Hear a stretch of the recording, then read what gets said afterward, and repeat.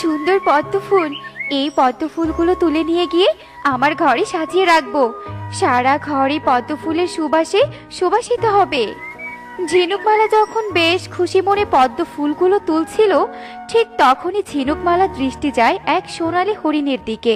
সোনালী হরিণ কিনা নদীর পাড়ে সবুজ কচি ঘাসগুলো খেতে মগ্ন ছিল। সোনালী হরিণ দেখে ঝিনুকমালার মন বেশ উৎফুল্ল হয়ে ওঠে আর বলে, ও মা, কি সুন্দর হরিণ!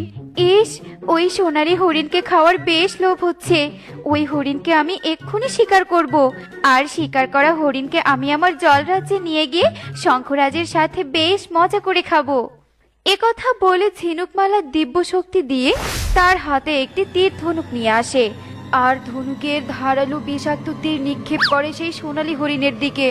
যেই না সেই বিষাক্ত তীর সোনালী হরিণের বুক চিরে ঢুকে যায়, অমনি আহ আহ তুই কি করলি? তুই কি করলি ঝিনুকমালা? আহ এ কি দৃশ্য দেখছি আমি! কোথায় সেই সোনালী হরিণ? তো তীরবিদ্ধ বিষ নাগিন। মূর্খ মূর্খ ঝিনুকমালা!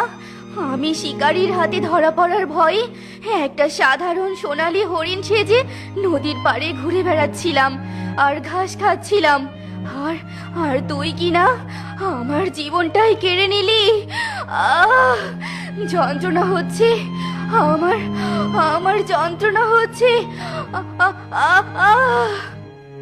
বিষ নাগিন, ক্ষমা করো আমাকে।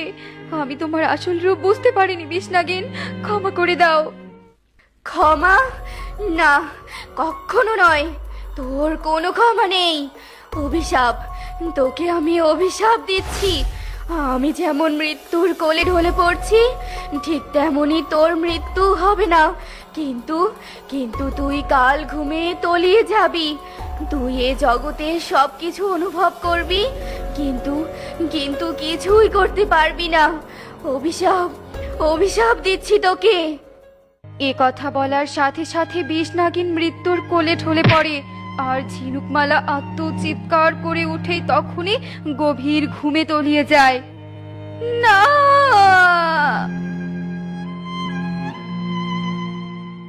তাড়াতাড়ি ঝিনুকমালার কাছে যাই, আজ অনেক মাছ শিকার করতে পেরেছি। ঝিনুকমালা মাছগুলো দেখলে বড্ড খুশি হবে। আরে আরে, ওটা কে পড়ে আছে? এ কি ঝিনুকমালা? ঝিনুকমালাকে দেখে শঙ্খরাজ বড্ড অবাক হয়ে যায়, আর তার হাতের মাছগুলো ফেলে দিয়ে ঝিনুকমালার কাছে ছুটে যায়। ওঠো ঝিনুকমালা, ওঠো। তোমার কি হয়েছে ঝিনুকমালা? কি হয়েছে তোমার? না না, কোনো সারা শব্দ তো পাচ্ছি না, আবার শরীরের কোনো আক্রমণের চিহ্ন তো দেখছি না। ঝিনুকমালার কি হলো কিছুই তো বুঝতে পারছি না। না না, যাই, ঝিনুকমালাকে তুলে নিয়ে গুরুদেবের কাছে যাই। গুরুদেব, গুরুদেব, আমাকে সাহায্য করুন গুরুদেব, আজ আপনার সাহায্য আমার খুব প্রয়োজন।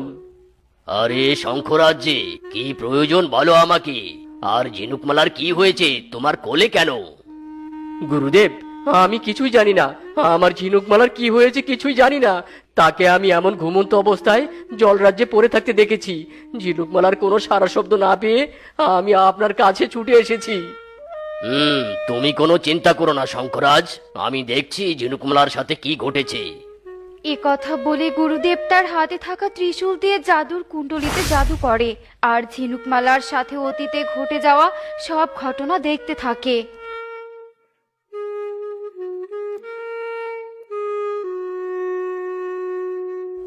ঝিনুকমালা বিষনাগিনকে হত্যা করার জন্য অভিশপ্ত হয়ে কাল ঘুমে ঢলে পড়েছে। এই ঘুম কেউ ভাঙাতে পারবে না। না না, এভাবে বলবেন না গুরুদেব। ঝিনুকমালার এই কাল ঘুম কেটে তাকে যে জেগে উঠতেই হবে। কিছু তো একটা উপায় আছে অভিশাপ কাটানোর জন্য। কিছু একটা করুন গুরুদেব, কিছু একটা করুন। শান্ত হও, আছে একটা উপায় আছে। এই জলরাজ্য থেকে বহু ক্রোশ দূরের এক জলরাজ্যে আশ্চর্য তেঁতুল গাছ আছে। সেই তেঁতুল গাছে একটা বড় গোলাপি রঙের তেঁতুল ধরে আছে। ওই তেঁতুল এনে যদি ঝিনুকমালার চোখে ছোঁয়ানো যায়, তবে সেই তেঁতুল গাছ পর্যন্ত যাওয়ার পথ কিন্তু বেশ ভয়ঙ্কর। যতই ভয়ঙ্কর হোক, ঝিনুকমালার জন্য আমি সব করতে পারবো, সব সব করতে পারবো। বেশ, তবে শঙ্খরাজ, তুমি তেঁতুল গাছের দিকে যাওয়ার জন্য প্রস্তুত হও। আর হ্যাঁ, এই নাও অমৃত জলের পাত্র। পথে যদি তোমার কোনো বিপদ হয়, তবে এই পাত্রের অমৃত জল তোমাকে বাঁচাবে। এ কথা বলেই গুরুদেব অমৃত জলের পাত্র শঙ্খরাজের হাতে দেয়, আর শঙ্খরাজ সেই অমৃত জলের পাত্র নিয়ে সেখান থেকে চলে যায়। তারপর শঙ্খরাজ এক নিরাপদ ঝিনুকের খোলসের মধ্যে ঝিনুকমালাকে শুইয়ে দেয়, আর ঝিনুকমালার মুখের দিকে তাকিয়ে বলে, ঝিনুকমালা, আমি চললাম সেই আশ্চর্য তেঁতুল গাছের দিকে। আমি সেই গোলাপি তেঁতুল নিয়েই ফিরবো। আসি ঝিনুকমালা, আসি। এ কথা বলে শঙ্খরাজ ঘুমন্ত ঝিনুকমালার কাছ থেকে বিদায় নিয়ে চলে যায়, আর তার নিজস্ব জলরাজ্য সাঁতরে অতিক্রম করে দূরের সেই জল রাজ্যে চলে আসে। আর এদিক সেদিক সেই তেঁতুল গাছ খুঁজতে থাকে, কিন্তু কোথাও সেই তেঁতুল গাছ খুঁজে পায় না। ওহ, আমি আর চলতে পারছি না। পুরো শরীর ক্লান্ত হয়ে পড়েছে। কখন পাবো সেই কাঙ্ক্ষিত তেঁতুল গাছের দেখা? কবে পাবো? হে জল দেবতা, আমার সহায় হন, আমার সহায় হন। এভাবে যখন ঘন্টার পর ঘন্টা সময় অতিক্রম হতে থাকে, ঠিক এর কিছুক্ষণ পরেই শঙ্খরাজ একটা জল চক্রের সামনে এসে উপস্থিত হয়। এ কি, আমার সামনে এটা কিসের জলচক্র? আরে আরে, এ কোন শক্তি এই জলচক্রের ভিতরে প্রবেশ করার জন্য আমাকে টানছে? না না না না! শঙ্খরাজ আত্মচিৎকার করার সাথে সাথে সেই জল চক্রের আকর্ষণে শঙ্খরাজ ভেতরে প্রবেশ করে। অন্যদিকে জলচক্রের অপর পাশ থেকে বের হতেই শঙ্খরাজ দুটো গুহার মুখের সামনে এসে উপস্থিত হয়, আর দেখে সে দুটো গুহার মুখে দুই সুন্দরী জলপরী দাঁড়িয়ে আছে। তাদের দেখে শঙ্খরাজ বেশ বিচলিত হয়ে বলে, জলচক্রের ভিতর দিয়ে এ আমি কোথায় এসে পৌঁছলাম? সামনে তো দুটো গুহা, কোনো সাধারণ রাস্তাও তো দেখতে পারছি না। আর গুহার সামনে এরাই বা কে দাঁড়িয়ে আছে? তুমি সেই আশ্চর্য তেঁতুল গাছের খোঁজে এখানে এসেছো, তাই না? এসো এসো, আমার গুহার মধ্যে প্রবেশ করো। আমার গুহার রাস্তায় তোমাকে তেঁতুল গাছের কাছে পৌঁছে দিবে। আরে, তোমরা কিভাবে জানলে আমি তেঁতুল গাছের উদ্দেশ্যে এসেছি? আর আমি একসাথে দুজনের গুহায় বা কিভাবে প্রবেশ করব? তুমি আমার গুহায় প্রবেশ করো, আমার গুহা তোমাকে সঠিক রাস্তা দেখাবে। এসো এসো। না না, ভুলে ওর কথা শোনো না, আমি তোমাকে সঠিক পথ দেখাবো। এসো, আমার গুহায় প্রবেশ করো। তোমাদের কথায় আমি কিছুতেই ভুলবো না। আমার গুরুদেবের অমৃত জলই সঠিক পথ দেখাবে। এ কথা বলেই শঙ্খরাজ তার হাতে থাকা পাত্র থেকে অমৃত জল ঠেলে দুই অচেনা জলপরীর গায়ে ছিটিয়ে দেয়, আর সাথে সাথে একটা জলপরী তার রূপ পাল্টিয়ে তিন মাথাওয়ালা ডাইনি রূপ ধারণ করে। কি আমি আসল রূপে ফিরে এলাম কি করে? না না, এই হতে পারে না, পারে না। এই তো আমি আমার সঠিক পথ খুঁজে পেয়েছি। সুস্বাগতম শঙ্খরাজ, সঠিক গুহার পথ খুঁজে পাওয়ার জন্য।